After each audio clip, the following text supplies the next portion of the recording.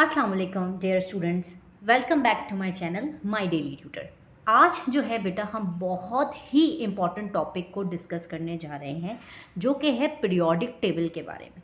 ये जो periodic table आपको नज़र आता है ना बेटा, अक्सर आप अपने स्कूल्स की जो क्लासरूम्स हैं उसकी वॉल्स पे ये जो पीरियोडिक टेबल है ये लगा हुआ देखते हैं, या अक्सर आप अपने स्कूल के बाहर कहीं भी ग्राउंड वगैरह में ये पीरियोडिक टेबल आप नज़र आते हैं। लेकिन कभी आपने इसको गौर नहीं किया होगा, आपकी नज़र में लाइक एक टेबल है, ओके, और इसके अंदर बहुत सारे एलिमेंट्स लिखे हुए हैं। सबको पता है कि ये इसके अंदर एलिमेंट्स जो हैं वो लिखे हुए होते हैं। लेकिन बेटा ये जो एलिमेंट्स लिखे हुए हैं और इसकी जो अरेंजमेंट है, जो इसकी तरतीब है, ये बहुत सदियों की मेहनत है साइंटिस्ट की इसके ऊपर। अब आप कहेंगे कि ये दिखने में तो बहुत ही आसान लग रहा है, इसमें क्या मेहनत हुई होगी, उन्होंने जस्ट एलिमेंट्स तो पुट कर दिए। लेकिन जैसे हम इस चैप्टर को डिस्कस करते जाएंगे, इस पीरियोडिक टेबल को डिस्कस करते जाएंगे, तो आपको इसके बारे में बहुत से कुछ अमेजिंग पॉइंट्स जो हैं वो पता लगेंगे, जो आपको इससे पहले कभी पता नहीं होंगे। ठीक है, तो वीडियो को स्टार्ट करने से पहले मैं आपको कहूँगी कि आप एक कॉपी पेंसिल लेके बैठिए बेटा, क्योंकि कॉपी पेंसिल आपके लिए बहुत ज़रूरत है। मैं जो जो आपको पॉइंट बताती जाऊँगी आप उसको अपने पास राइट डाउन करते रहें, ताकि आप इस टॉपिक को बहुत अच्छे से समझ सकें। ठीक है, अच्छा, तो मैं आपको क्या बता रही थी बेटा कि ये जो आपको नज़र आता है ना, ये बहुत टाइम की मेहनत है बहुत सारे टाइम साइंटिस्ट की। सबसे पहले साइंटिस्ट थे बेटा मेंडलीफ। मेंडलीफ ने ये पीरियोडिक टेबल जो है वो डिज़ाइन किया था, लेकिन मेंडलीफ का पीरियोडिक टेबल इस तरह का नज़र नहीं आता था। ये एक मॉडर्न पीरियोडिक टेबल है। मेंडलीफ का जो पीरियोडिक टेबल था वो थोड़ा डिफरेंट टाइप का था, आपकी बुक में नहीं बना हुआ, लेकिन उसके अंदर काफ़ी गलतियाँ थीं, काफ़ी मिस्टेक्स थीं। लेकिन उन्होंने क्या किया था, उन्होंने एक पीरियोडिक टेबल, जो मॉडर्न पीरियोडिक टेबल है, इसको एक बेस फराहम कर दी थी। ठीक है, जिसकी बुनियाद पर ये नया पीरियोडिक टेबल जो है वो डिज़ाइन किया गया। लेकिन जो मेंडलीफ का पीरियोडिक टेबल था वो एक बेस था आने वाले पीरियोडिक टेबल को। ओके, तो हम सबसे पहले ज़रा एक मेंडलीफ की एक लॉ थी उसको ज़रा पढ़ते हैं, उससे स्टार्ट करते हैं, और फिर उसके बाद जो नया पीरियोडिक टेबल बनाया है जिनका नाम था मूसले, उस साइंटिस्ट की बात को डिस्कस करते हैं, ताकि आपको दोनों का डिफरेंस समझ आए। इस पीरियोडिक टेबल को स्टार्ट करने से सबसे पहले आपको ये चीज़ समझ आना बहुत ज़रूरी है। ठीक है, अच्छा, जो मेंडलीव थे ना बेटा, वो कहते थे कि जो भी एलिमेंट्स हैं इनकी प्रॉपर्टीज़, चाहे वो केमिकल हों चाहे वो फिज़िकल प्रॉपर्टीज़ हों, वो डिपेंड करती हैं उनके एटॉमिक मासेस के ऊपर। ये एटॉमिक मास क्या होता है बेटा? एटॉमिक मास का मतलब होता है प्रोटॉन प्लस न्यूट्रॉन की तादाद। Okay, atomic mass. तो मेंडलीव के हिसाब से एलिमेंट्स जो हैं उनकी प्रॉपर्टीज़, चाहे वो फिजिकल हों या वो केमिकल हों, वो डिपेंड करती हैं उसके एटॉमिक मास पे। ओके, ठीक है जी, हमें समझ आ गया एटॉमिक मास पे डिपेंड करती हैं। लेकिन क्या हुआ, उनकी ये जो थ्योरी जो थी वो थोड़ी कहीं कहीं गलत साबित हुई। कैसे, मैं भी आपको एग्जांपल बताती हूँ। उसके अलावा मेंडलीव्स ने जो था ये पीरियोडिक टेबल जब बनाया, उसके अंदर काफ़ी खाली जगह छोड़ दी थी। जैसे अगर आप यहाँ पे देखें कि आपको बॉक्सेस में कुछ नंबर नज़र आ रहे हैं, अगर आप अब इसको जूम करके देखें, 57 से 71 तक और 85 से 10 तक, तो ये जो पहले पीरियोडिक टेबल था उसमें ये स्पेसेस बहुत सारी खाली थी, और भी बीच बीच में कहीं कहीं स्पेसेस खाली थी। मेंडलीव जो थे वो काफ़ी एलिमेंट्स को अरेंज नहीं कर पाए थे, जो बाद में आके मूसले ने इस गैप को फिल किया और उन एलिमेंट्स को आके बाद में फिल किया और उनकी सही से तरतीब दी कि वो कहाँ पे होने चाहिए। जैसे यहाँ के जो मिसिंग है ये बाद में दरियाफ़ हुए और यहाँ पे अलग से बनाए गए। तो जो मेंडलीव की बात थी कि एटॉमिक मास पे डिपेंड करता है, तो ये कहीं पे गलत साबित हुई। कहाँ पे? जैसे कि हम एक एग्जांपल देखते हैं बेटा, यहाँ पे जो निकल है और कोबाल्ट है। अच्छा, इन दोनों में जो ये जो कोबाल्ट है ना, इसका जो एटॉमिक मास है, गौर से सुनिएगा मेरी बात को, इसका एटॉमिक मास जो है वो कम होता है और निकल का ज़्यादा होता है। तो ऐसे तो निकल को पहले आना चाहिए लेकिन कोबाल्ट को बाद में आना चाहिए, लेकिन ये अरेंजमेंट में इसमें ख़राबी हो रही थी, ऐसे अरेंज नहीं हो सकते थे। क्यों? क्योंकि मैं आपको फर्दर चीज़ें समझाऊंगी कि क्या क्या चीज़ों में डिफरेंस आ जाता है, आप क्यों इनको आगे पीछे नहीं कर सकते, किसी भी एलिमेंट को आगे पीछे नहीं कर सकते। उसकी वजह जब हम इसको आगे टोटली समझेंगे तो आपको समझ आएगा। तो देखें, ऐसे तो इसको पहले आना चाहिए था और इसको बाद में। क्यों? क्योंकि इसका एटॉमिक मास ज़्यादा था, इसका एटॉमिक मास कम था, तो ये तो गलती आ रही थी।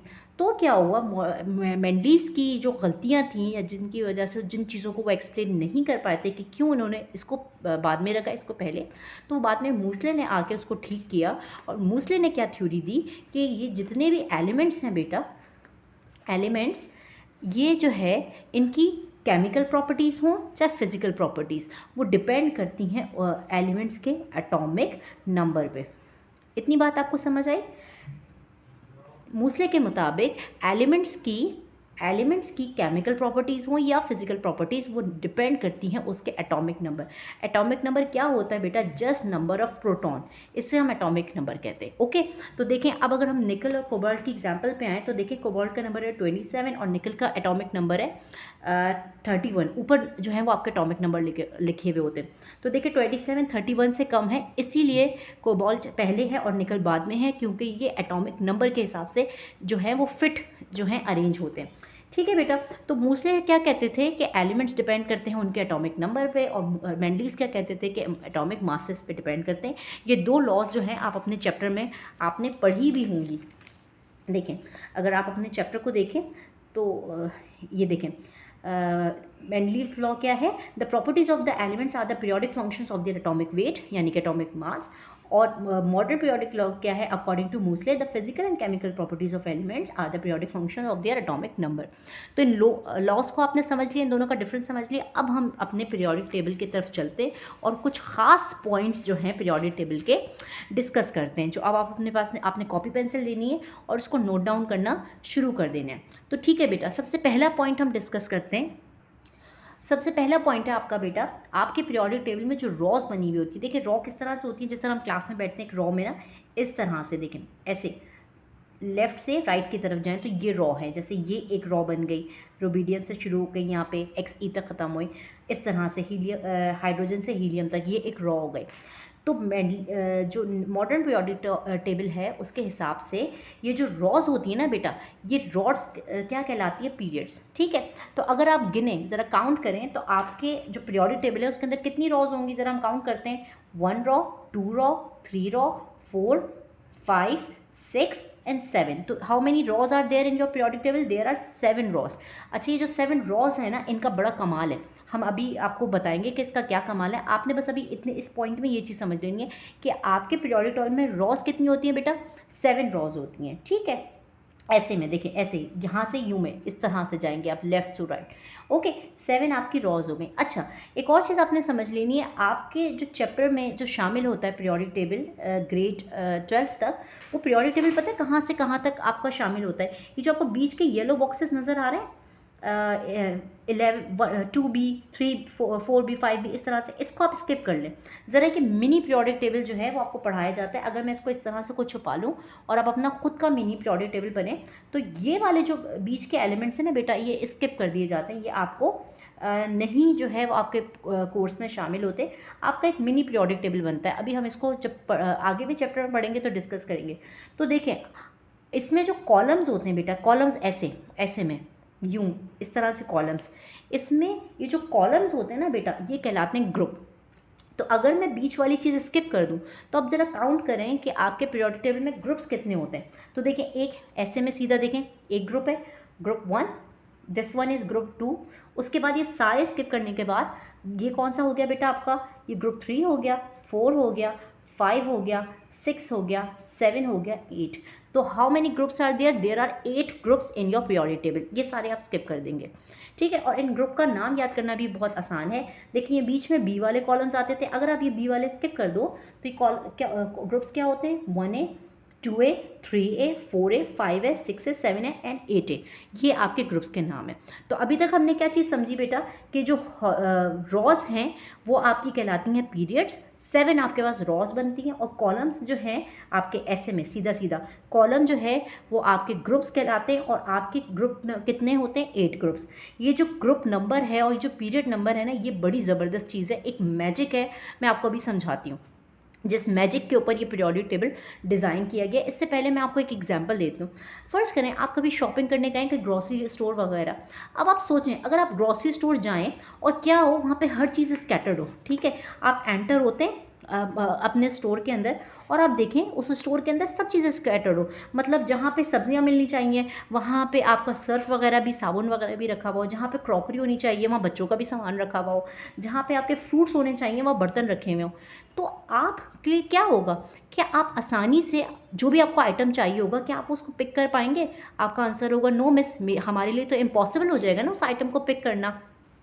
क्यों बेटा इम्पॉसिबल हो जाएगा? क्योंकि हर चीज़ फैली हुई है, आप हर चीज़ आपको नहीं पता।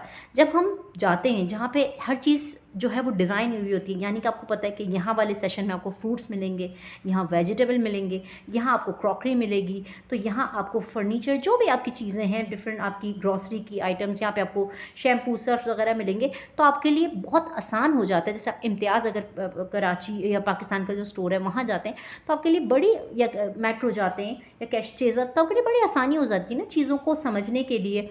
तो हर चीज़ आपको पता है मुझे अगर फ्रूट्स लेने तो मुझे इस सेशन में जाना है, वेजिटेबल्स लेने तो यहाँ जाना है, तो हर चीज़ आपको आसानी से मिल जाती है। इसी थीम के ऊपर बेटा, इसी थीम को नज़र रखते हुए ये आपका पीरियोडिक टेबल डिज़ाइन हुआ है। एग्जैक्टली ऐसा ही है, मतलब हम एक भी एलिमेंट को आगे पीछे करेंगे ना तो हमारे लिए मसला हो जाएगा। वो कैसे डिज़ाइन हुए हुए, क्या मैजिक है, अब हम इस चीज़ को समझने जा रहे हैं। ओके, तो स्टार्ट करते हैं। आपने कॉपी पेंसिल ले लेनी है, आपने पहले 2 पॉइंट्स लिख लिए कि आपके रॉस क्या कहलाते हैं और आपके जो कॉलम्स हैं वो क्या कहलाते हैं। सेकेंड पॉइंट को आपने देखना है बेटा, थर्ड पॉइंट क्या है आपका? थर्ड पॉइंट के लिए ज़रा आप गौर से इस पीरियोडिक टेबल को जूम करके देखिएगा। इसके अंदर ना नंबरिंग दली हुई होती है, और कैसे नंबरिंग दलेगी, ये कुछ रॉज में दलेगी। देखें, ये जो हाइड्रोजन है इसके ऊपर नंबर 1 है, यहाँ छोटा सा देखें आपको नंबर 1 नज़र आएगा। इसके बाद ये जो हीलियम है ये नंबर 2 है, इसके बाद ये जो लिथियम है ये नंबर 3 है, देन इसके बाद बेरिलियम है, इस पर नंबर 4 है, फिर ऐसे आगे चलेंगे। बोरॉन जो है वो नंबर 5 है, कार्बन जो है वो नंबर 6 है, इसी तरह से आप आगे जाते जाएंगे। नाइट्रोजन जो है 7, 8, 9, 10, इसी तरह से थर्ड ड्रॉप पे आ जाएंगे तो 11, 12, इसी तरह से आप यहाँ देखें 13, 14, 15, 16, 17, 18, 19 सो ऑन। इसी तरह से नंबर जो है वो ड्रॉज के हिसाब से चलते जाएंगे। आपको ये बात समझ आई? 1, 2 किस तरह से नंबर दिले हुए। ये नंबर क्या चीज़ शो कर रही है बेटा? ये नंबर शो कर रहे हैं एटॉमिक नंबर। ओके, ये नंबर क्या शो कर रहे हैं? Atomic number. और अभी हमने स्टार्टिंग में पढ़ा था कि एटॉमिक नंबर का मतलब होता है किसी भी एलिमेंट के अंदर मौजूद number of proton. Atomic number, these numbers, देखिए मैंने नंबर्स डाल के दिखाया हुआ है आपको किस तरह से। मैंने एक छोटा सा चार्ट बनाया हुआ है कि इस तरह से नंबर डले हुए होते हैं। ये नंबर शो कर रहे होते हैं एटॉमिक नंबर्स हर एलिमेंट का। और एटॉमिक नंबर का मतलब क्या होता है? Number of proton. एक एलिमेंट के अंदर नंबर ऑफ प्रोटॉन कितने हैं। और आपने ये भी बात याद रखनी है कि किसी भी एलिमेंट में जितने नंबर ऑफ प्रोटॉन होते हैं उतने ही नंबर ऑफ इलेक्ट्रॉन होते हैं। आपको ये बात समझ आ गई कि नंबर्स क्या इंडिकेट करते हैं। फोर्थ पॉइंट की तरफ चलते हैं बेटा। फोर्थ पॉइंट है कि जो एटॉमिक नंबर है ना, आप ये देखें एक एक करके इंक्रीज होता जाता है। जैसे हाइड्रोजन से हीलियम का एटॉमिक नंबर 1 ज़्यादा है, हीलियम से लिथियम का एटॉमिक नंबर 1 ज़्यादा है, लिथियम से बेरिलियम का एटॉमिक नंबर 1 ज़्यादा है। तो ज़रा आप समझें एटॉमिक नंबर का मतलब क्या है? नंबर ऑफ प्रोटॉन है ना। तो जैसे जैसे हम टेबल में आगे बढ़ते जाते हैं बेटा, एक एक प्रोटॉन जो है एलिमेंट में ज़्यादा इजाफा होता जाता है। मतलब हर एलिमेंट्स में किसका फ़र्क होता है? एक एक प्रोटॉन का। इससे आगे जाते जाएंगे तो एक एक प्रोटॉन जो है वो बढ़ता जाएगा। और मूसले के मुताबिक हमने अभी पढ़ लिया है कि जो एलिमेंट्स हैं वो डिपेंड करते हैं किस पे? अपने एटॉमिक नंबर पे, यानी कि एलिमेंट्स की फिजिकल और केमिकल प्रॉपर्टीज़ जो हैं वो अपने एटॉमिक नंबर पे डिपेंड करती हैं। और मेंडलीफ क्या कहते थे कि वो एटॉमिक मास पे डिपेंड करती हैं। और मूसले क्या कहते हैं? एटॉमिक नंबर पे। और अभी हमने देख लिया एटॉमिक नंबर किस तरह से लिखे हुए होते हैं बेटा, ऊपर लिखे हुए होते हैं, और एक एक नंबर बढ़ बढ़ के एटॉमिक नंबर जो है वो बढ़ते जाते हैं। तो ये देखें, ये मैंने 3 पॉइंट्स आपको जो है वो साथ में समझा दिए हैं कि मॉडर्न पीरियोडिक जो है मॉडर्न पीरियोडिक वो डिपेंड करता है एटॉमिक नंबर पे मूसले के मुताबिक। और केमिकल और फिजिकल प्रॉपर्टीज़ जो हैं किसी भी एटम की वो उस पर डिपेंड करती हैं, एटॉमिक नंबर पे, एटॉमिक मास पे नहीं डिपेंड करती। ये पुराने जो मेंडलीफ ने बनाया था उनके हिसाब से एटॉमिक मास पे किसी भी एलिमेंट की प्रॉपर्टीज़ डिपेंड करती थी, लेकिन नए हिसाब से एटॉमिक नंबर पे। फिर नेक्स्ट पॉइंट क्या है? एटॉमिक नंबर जो है वो लेफ़्ट से राइट पे बढ़ता जाता है। कैसे? एक एक प्रोटॉन जो है वो बढ़ जाता है। और इसके अलावा एक और पॉइंट भी है कि बेटा एटम न्यूट्रल होते हैं। न्यूट्रल का मतलब जितने उनके अंदर प्रोटॉन होते हैं उतने ही उनके अंदर इलेक्ट्रॉन पाए जाते हैं। इतनी बात आपको समझ आ गई कि एक एटम में जितने प्रोटॉन होते हैं उतने ही इलेक्ट्रॉन पाए जाते हैं। तो यानी कि अगर हमें किसी भी एलिमेंट का हमें इलेक्ट्रॉनिक कॉन्फ़िगरेशन करनी है। इलेक्ट्रॉनिक कॉन्फ़िगरेशन क्या होती है बेटा? आपके आखिरी शेल में कितने इलेक्ट्रॉन्स हैं, तो वो हम किसको देख के करेंगे? इस नंबर को देख के। क्यों? क्योंकि ये नंबर क्या है? ये आपके नंबर ऑफ इलेक्ट्रॉन भी हैं और नंबर ऑफ प्रोटॉन भी हैं। ये बात आपको समझ आ गई? अब हम बड़े मेन पॉइंट्स जो है इस पीरियोडिक टेबल के बारे में वो डिस्कस करने जा रहे हैं। वो पॉइंट्स क्या हैं बेटा? वो ख़ास पॉइंट बेटा ये है, आपने गौर से समझना है कि ये जो हमारा पीरियड नंबर है ना 1 2 3 4, ये पीरियड नंबर क्या शो करता है? पीरियड नंबर के हिसाब से जो अरेंज है एलिमेंट्स, तो ये पीरियड नंबर शो क्या करता है? देखिए पीरियड मैंने आपको कैसे बताए थे, वो कॉलम्स के रॉस के अंदर होते हैं, ऐसे ऐसे रॉ। तो देखिए जिस रॉ में जो एलिमेंट्स होंगे, गौर से सुनिए बात, जिस रॉ में जो एलिमेंट्स होंगे उसका जो नंबर है, उस जो पीरियड का नंबर है वो शो करता है कि उस एलिमेंट के अंदर कितनी शेल्स मौजूद होंगी। ठीक है, वो क्या शो करता है कि उस एलिमेंट के अंदर कितनी शेल्स है। हम इस बात को जो है बना के शो करते हैं। जैसे लेट सपोज हाइड्रोजन और हीलियम, हम इन दोनों को कहते हैं कि भाई ये पीरियड 1 में आते हैं। ओके, तो पीरियड 1 में आते हैं तो इसके अंदर कितनी शेल्स आनी चाहिए? इसके अंदर एक ही शेल आनी चाहिए, क्योंकि अभी मैंने आपको कहा कि पीरियड नंबर क्या शो करता है कि आपके अंदर शेल कितनी होंगी। तो देखिए ज़रा, इसके पास इलेक्ट्रॉन्स कितने? 1। तो हमें पता है कि बेटा आपने इलेक्ट्रॉनिक कॉन्फ़िगरेशन बनाई होगी। ये एक प्रोटॉन हो गया, हीलियम का अगर हम बनाने जा रहे हैं तो देखें अगर इसके अंदर एक ही इलेक्ट्रॉन है तो वो कहाँ घूमेगा? बाहरी। तो देखें कितनी शेल्स हो गई। इसी तरह से हीलियम, अगर हीलियम का 2 है तो हमें पता है कि पहली शेल में सिर्फ 2 इलेक्ट्रॉन्स आ सकते हैं। तो हीलियम की भी कितनी शेल्स बनेंगी बेटा? आपको पता है सिर्फ एक ही शेल बनेगी। तो देखें दोनों पहले पीरियड में आ रहे हैं तो दोनों की जो पहले पीरियड का नंबर है 1 पीरियड, तो दोनों के अंदर शेल्स कितनी होंगी? 1। बात समझ आई? अब ये देखें दूसरे वाले, लिथियम ले लें, जो है बेरिलियम ले लें, बोरॉन ले लें, कार्बन ले लें, नाइट्रोजन, ऑक्सीजन, अगर ये दूसरे उसमें आ रहे हैं, दूसरे पीरियड में आ रहे हैं बेटा, इन सब के अंदर शेल्स कितनी बनेंगी? 2। चेक कर लेते हैं। हम लिथियम को बना लेते हैं। लिथियम का नंबर कितना है? 3। तो देखें 3 का मतलब क्या है? आपको पता है पहली शेल में सिर्फ 2 इलेक्ट्रॉन्स आ सकते हैं। आपने इलेक्ट्रॉनिक कॉन्फ़िगरेशन पढ़ा होगी ना, क्या होती है? 2,8,8 इस तरह से करके होती है। पहली शेल में बेटा 2 इलेक्ट्रॉन्स आ सकते हैं। ओके, 2 आ गए। दूसरी शेल में देखें लिथियम का नंबर क्या था? 3। लिथियम का नंबर 3 था, तो 2 बन गए। दूसरी शेल में कितने आएंगे? एक ही बचा, तो एक ही आएगा। तो इससे आप हिसाब लगाएं कि इलेक्ट्रॉनिक कॉन्फ़िगरेशन कितने नंबर्स आ रहे हैं, आप कितनी शेल्स बन रही हैं? 2। तो अगर आप ग्रुप 2 से ताल्लुक़ रखते हैं तो आपके 2 बनेंगे। मैंने एक बना के दिखा दिया, बाकी ग्रुप 2 में से कोई सा भी बना के देख लें बेटा, दूसरा शेल होगा। है ना कमाल की बात कि देखना इनमें हर उसमें अगर पीरियड 2 में, सॉरी पीरियड अगर पीरियड 2 में आ रहे हो तो हर किसी के अंदर 2 शेल्स बनेंगे। इसी तरह से देखते हैं पीरियड 3 का, देख लेते हैं। ये क्या है बेटा? सोडियम। सोडियम का नंबर कितना है? 11। हम इसको भी बना के देखते हैं कि क्या इसमें 3 शेल्स बन रही हैं। हम इसको बना के चेक करते हैं। तो देखिए मैंने इलेक्ट्रॉनिक कॉन्फ़िगरेशन बना ली। सोडियम का नंबर होता है 11। ठीक है बेटा, तो इलेक्ट्रॉनिक कॉन्फ़िगरेशन के हिसाब से पहले शेल में 2 आ जाएंगे, दूसरे शेल में 8 आ जाएंगे, तो 8 और 2 10 हो गए, और आखिरी शेल में कितने आ जाएंगे? एक ही बचा है, तो 1 आ जाएगा। तो ज़रा शेल्स काउंट करें, 1 2 3, 3 शेल बन गए। तो अगर आप ग्रुप 3 से पीरियड 3 से ताल्लुक़ रखते हो बेटा, तो आपके अंदर 3 शेल्स होंगी। इसी तरह से एक और एग्जाम्पल देख लेते हैं। देखिए पोटेशियम है, उसका नंबर क्या है? 19, और कौन से पीरियड में आ रहा है? 4। तो देखिए ऑटोमेटिकली आप बताइए कितनी शेल्स इसमें बननी चाहिए? 4। ओके, चेक कर लेते हैं। देखिए मैंने बनाई है, पहली शेल में 2 आ गए, दूसरी शेल में 8, तीसरी शेल में 8। कितने हो गए ये टोटल? 8 and 8 16, 17 18, एक बच गया 19। तो ज़रा आप शेल्स काउंट करें, 1 2 3 4। है ना कमाल की बात? तो अगर आप जिस पीरियड में होगे आपके अंदर उतनी ही शेल्स बनेंगी।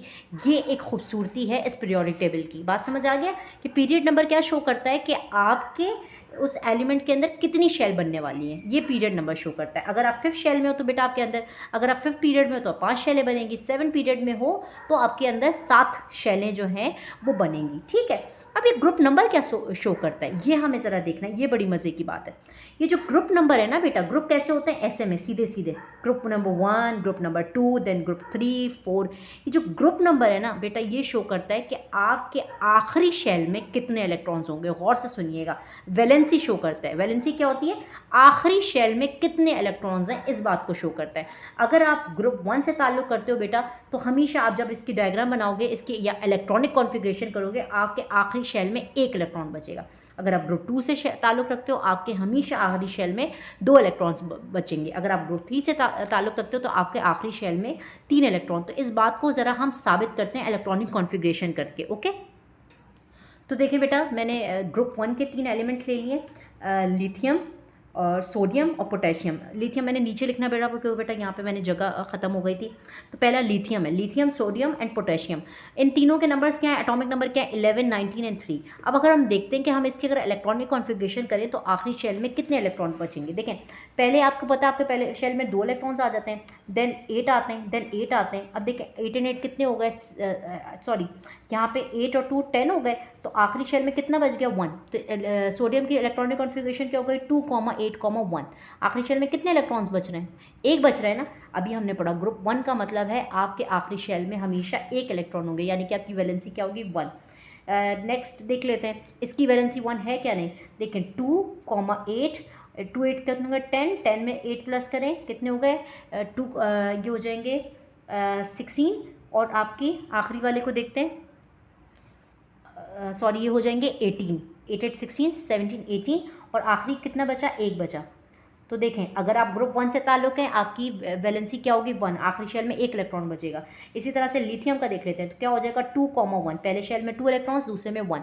तो देखें ग्रुप 1 से ताल्लुक़ है आपके हमेशा एक इलेक्ट्रॉन बचेंगे, आपकी वैलेंसी 1 होगी।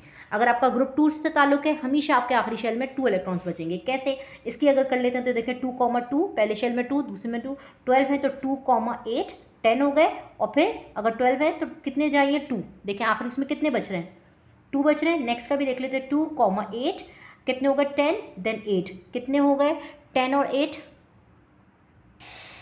18। 18 के बाद कितने बच जाएंगे, 2 डालने पड़ेंगे ताकि 20। तो देखिए बेटा आखिरी शेल में कितने बन रहा है, 2। तो अगर आप ग्रुप 2 से ताल्लुक़ रखते हैं आपके आखिरी शेल में हमेशा 2 इलेक्ट्रॉन्स। ठीक है बेटा, तो ये पॉइंट भी आपको समझ आ गया कि जो ग्रुप नंबर है वो क्या शो करता है आपको, वो शो करता है कि आपकी वैलेंसी कितनी है, यानी कि आपके आखिरी शेल में कितने इलेक्ट्रॉन्स होंगे। और जो पीरियड नंबर है वो शो करता है कि आपके पास शेल्स कितनी होंगी।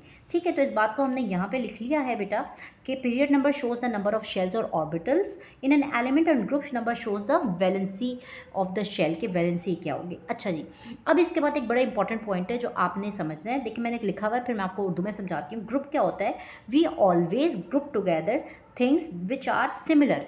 हम हमेशा उन चीज़ों का एक ग्रुप बना देते हैं बेटा जो एक साथ सिमिलर होती हैं। जैसे आप ग्रोसरी स्टोर पे भी जाएं तो फ्रूट्स के आइटम, अब चाहे फ्रूट्स में एप्पल हो, सेब हो, मैंगो हो, ऑरेंज हो, कुछ भी हो, कोई भी फ्रूट हो, उनका एक ग्रुप बना हुआ होगा। वेजिटेबल्स का एक ग्रुप बना हुआ होगा। ठीक है, क्रॉकरी में कुछ भी आ जाए सामान आपका, उसका एक ग्रुप होगा। तो हमेशा हम किन चीज़ों को एक साथ ग्रुप करते हैं, we always group together the things which are similar, जो सिमिलर है। तो इसी तरह से बेटा पीरियोडिक टेबल में जो चीज़ें एक जैसी होती हैं उनको एक साथ ग्रुप कर दिया जाता है। पीरियोडिक टेबल को अगर आप देखें तो जो चीज़ें एक जैसी होती हैं बेटा, जो चीज़ें एक जैसी होती हैं उनको हम क्या कर देते हैं, उनको एक ग्रुप बना देते हैं।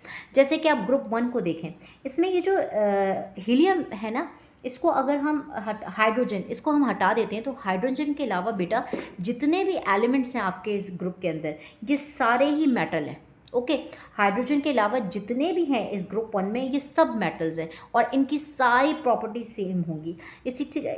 इनको कहा जाता है क्या बेटा, ये जो ग्रुप 1 है इसको हम कहते हैं अल्कली मेटल्स। ओके, ये तमाम मेटल्स हैं और इनको हम क्या कहते हैं, इनको हम कहते हैं अल्कली मेटल्स। ठीक है, ये जो ग्रुप 2 है बेटा ये भी मेटल्स का है। ओके, वैसे ग्रुप 3 भी में भी मेटल्स आते हैं, ग्रुप 2 भी मेटल्स का है और इसको हम क्या कहते हैं, अल्कलाइन अर्थ मेटल्स। तो आपको ये बात समझ आ गई कि जितने भी सेम चीज़ें हैं हम उनको एक साथ ग्रुप टुगेदर कर देते हैं और इन ग्रुप का नाम दे देते हैं। जैसे ग्रुप 1 को जो है, अभी हम यहाँ पे आपके देख लेते हैं आपकी बुक में भी कि ग्रुप 1 को आपको अल्कली मेटल्स कहा गया है। इसमें एक तरह की चीज़ें मौजूद होती हैं, यानी कि वो फिजिकली और केमिकली सेम होते हैं चीज़ें, उनको एक साथ ग्रुप किया जाता है और इन सब की वैलेंसी क्या होगी बेटा, 1। आप यहाँ पे देखे पढ़ सकते हैं, इन सब की वैलेंस आखिर में शेल में कितने होंगे, 1 इलेक्ट्रॉन। इसी तरह से ग्रुप 2 को जो है वो अल्कलाइन कहा जाता है, इसकी वैलेंसी 2 है। ग्रुप 3 को बोरॉन कहा जाता है, इसकी वैलेंसी बेटा 3 है, यानी कि आखिरी शेल में 3 इलेक्ट्रॉन्स हैं। इसी तरह से कार्बन फैमिली जो है ग्रुप 4 को कहा जाता है और इसकी वैलेंसी क्या है, 4, क्योंकि ग्रुप 4 में आ रहे हैं तो इसकी वैलेंसी 4 है, यानी कि इनके आखिरी शेल में जो है वो 4 इलेक्ट्रॉन। अब आपको एक बड़े मज़े का एक बहुत इंपॉर्टेंट पॉइंट मैं आपको बताने जा रही हूँ। एग्जाम्स में अक्सर सवाल क्या आता है आपसे, एग्जाम्स में अक्सर सवाल आता है कि आप उस ग्रुप के नाम बताइए और उस ग्रुप की कुछ प्रॉपर्टीज़ बताएं जिसके वैलेंसी 1 हो। अब आपने देखना है, आप बताएं कौन सा ऐसा ग्रुप है जिसकी वैलेंसी 1 है, जिसके आखिरी शेल में एक इलेक्ट्रॉन बच रहा है। आपको ऑटोमेटिकली दिमाग में आ जाएगा ग्रुप 1 है, क्योंकि मैंने आपको कहा था बेटा वैलेंसी शो करती है, जितनी वैलेंसी वो आपका ग्रुप। तो अगर मैं आपको कहूँ कि उस ग्रुप के बारे में लिखें जिसकी जो है वैलेंसी 2 है, आप ऑटोमेटिकली ग्रुप 2 के बारे में लिख देंगे। ग्रुप 2 क्या है? आपका अल्कलाइन अर्थ मेटल्स है। तो सवाल जो है एग्जाम्स में घूम के भी आता है, आपको वैलेंसी पूछ लेंगे और कहेंगे उस ग्रुप के बारे में लिखें। अगर आपसे कहते हैं कि ग्रुप जो है आप कौन से ग्रुप के बारे में लिखें, लेट सपोज आपको कहते हैं ग्रुप जिसके आखिरी शेल में 7 इलेक्ट्रॉन्स है, तो कौन से ग्रुप के बारे में लिखेंगे? आप हैलोजन फैमिली के बारे में लिखेंगे, इनके करेक्टरिस्टिक्स। तो सवाल इस तरह से भी बन के आता है बेटा, बहुत इंपॉर्टेंट बात है, इसको आपने याद रखनी है। अक्सर आपको वैलेंसीज दे देंगे कि उस ग्रुप के बारे में लिखें जिसकी वैलेंसी 7 है, 6 है, 5 है, तो आप ऑटोमेटिकली समझ जाएंगे कि अगर वैलेंसी 7 है तो यानी कि ग्रुप 7 के बारे में पूछा गया है। ग्रुप 7 का नाम आपको ऑटोमेटिकली दिमाग में आ जाना चाहिए कि हैलोजन फैमिली है, और उसके बारे में आप 3 पॉइंट्स लिख देंगे। तो सवाल इस तरह से एग्जाम्स में बन के ज़रूर आते हैं। ये बात आपको समझ आ गई। अब नेक्स्ट जो है पॉइंट के बारे में चलते हैं। लास्ट बात जो है वो बड़ा लास्ट इंपॉर्टेंट पॉइंट है आपके पीरियोडिक टेबल के बारे में। ज़रा मैंने इसको जूम करके दिया, गौर से देखें कि यहाँ पे ना आपको कुछ स्पेस नज़र आती है, जैसे 57 से लेकर 71 तक यहाँ तक स्पेसेस खाली हैं, और ये वाले जो एलिमेंट्स हैं देखें यहाँ लिखे हुए हैं, कि आप देखें 57, 58, 59 से लेकर सो ऑन 71 तक। तो इनको अलग से क्यों लिखा गया है बेटा? क्योंकि ये बाद में दरियाफ्त हुए थे, इनको रियल अर्थ मेटल्स कहा जाता है, और इन सीरीज़ को जो है वो लेंथेनाइट सीरीज़ कहा जाता है। अब ये लेंथेनाइट सीरीज़ क्यों कहा जाता है? क्यों? क्योंकि बेटा ये पहला लैंथेनियम इस एलिमेंट से स्टार्ट होते हैं, तो इसलिए इनको लेंथेनाइट सीरीज़ कहा जाता है। क्यों? बिकॉज इनका स्टार्टिंग एलिमेंट ही एल है, लेंथेनाइट। ठीक है, तो ये बाद में दरियाफ्त हुए थे, और इनको जो है वो लेंथेनाइट सीरीज़ कहा जाता है, और वजह मैंने आपको बता दी क्यों। और ये भी बाद में दरियाफ्त हुए थे 89 से लेकर 103। तो देखें 89 से लेकर 103 तक अलग लिखा गया है। इनको हम एक्टिनाइट सीरीज़ कहा जाता है। क्यों बेटा? क्योंकि इनका पहला वाला एक्टिनियम है, इनका एलिमेंट देखिए पहला एलिमेंट एक्टिनियम है, इसलिए इनको एक्टिनाइट सीरीज़ कहा जाता है। और ये वो एलिमेंट्स हैं बेटा जो रेडियो एक्टिव एलिमेंट्स हैं। अक्सर आप रेडियो एक्टिव एलिमेंट्स के बारे में सुनते हैं ना, तो रेडियो एक्टिव एलिमेंट्स कौन से हैं बेटा? ये लास्ट, ये आप नाम याद कर लीजिए, आप देख लीजिए गौर से कि ये जितने भी नीचे लिखे हुए हैं ये तमाम रेडियो एक्टिव एलिमेंट्स हैं। तो ये यहाँ पे हमारे पीरियोडिक टेबल को लेके जो है वो इंपॉर्टेंट बातें ख़त्म हुई। आई एम श्योर आपको ये बातें पसंद आई होंगी, आपको नई जानकारी जो है वो जो नई नॉलेज जो है वो आपको नई मालूमात जो है ये आपको मिली होंगी अपने पीरियोडिक टेबल के बारे में। तो ये बातें भी मैंने आपको यहाँ पे लिख दी हैं आपके लिए कि एलिमेंट्स जो हैं वो सेम ग्रुप में उनकी दो चीज़ें सेम होती हैं बेटा, उनकी केमिकल प्रॉपर्टीज़ भी सेम होती है और उनकी वैलेंसी भी सेम होती है जो एक ग्रुप में होते हैं। और ये लेंथेनाइट्स और एक्टिनाइट्स के बारे में भी मैंने आपको लिख दिया है। आई होप आपको वीडियो पसंद आई होगी। वीडियो पसंद आए तो प्लीज़ लाइक, सब्सक्राइब, शेयर करें। Thank you. अल्लाह हाफिज़।